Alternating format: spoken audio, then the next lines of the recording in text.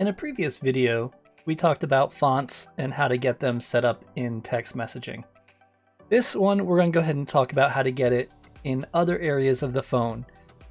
For example, mail and any programs that would use secondary fonts for the phone.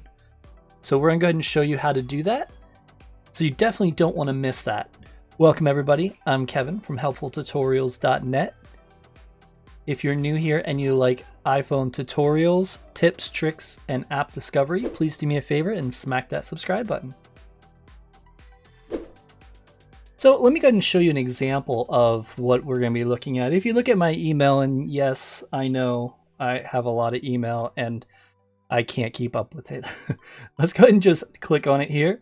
And I already have a new message up, so I kind of wanted to give you an idea of what it's like. So if you go ahead and hit the arrow, it'll go ahead and bring up some other options in email. You can go ahead and choose the capital A and lowercase a, and that'll bring up format options.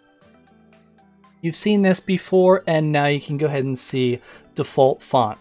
The default font for iPhone is Helvetica New. In the older iPhones, it was just Helvetica. So if you ever change it and you want to change it back, that's what you'd put it to, is Helvetica New. So if we tap on default fonts, it'll go ahead and show me all the options. And you can go ahead and go through these. You can also download more, and I'm going to show you how to do that in a moment, but there is a good amount that comes with this. So shout outs to Brandon B for bringing this to my attention. I have made another video regarding fonts, and the video that I've made is more to have fonts as a keyboard, which allows you to use it in social media areas and text messaging places like that. If you're interested in that, I'll put the link up top so you can go ahead and check that out. So with this, like I said, we can go ahead and change the font, and we can go ahead and go back to the keyboard and say, hello, how are you? And then we'd be able to send this with the font just like that. It is a little hard to read, so you have to make sure you pick the right fonts to make it nice. You can also hit that arrow and the AA, and you can do other things like select it, click the color palette, and change colors. And then we have it blue. You can also do other things like bold, italicize, and underline, and strike through. So there's a lot of different options there. Also make it bigger, smaller, we can make it larger, and you can move it to the right, to the center, to the left. A lot of cool formatting options. So that's how you go ahead and use different fonts in email. Now if you want more, as I mentioned, we did go through and find an app to download. Let me go ahead and show you that. And what it'll do is if we click on settings and go under general, and then we choose fonts. Once we go ahead and open it and download it, it'll go ahead and put it in this location. So now that we're in here, we're looking for one of the newer apps like Font Diner that have changed how you can use it. You can go and tap on it here, and you can see the fonts that are in it.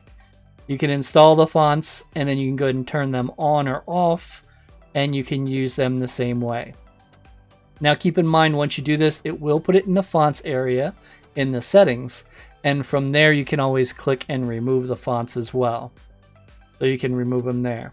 I did see this app was recommended by Brandon B. It doesn't look like it has the greatest quality rating, so you may want to look through it. There are probably other options. You're going to want to look for newer apps and try to find ones that have the font, not the ones that have the keyboard like my other one.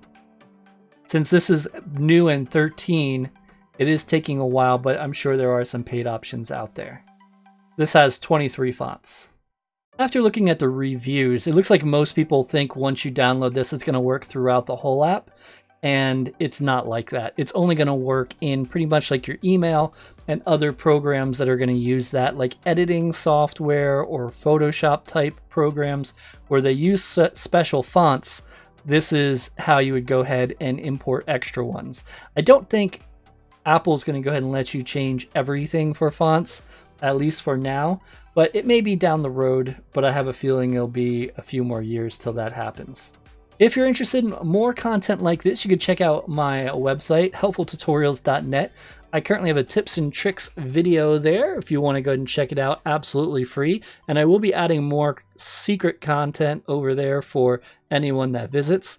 Plus we have some blogs there. And if you ever have a question about an iPhone, the best thing to do is go to my website. I have a questions tab.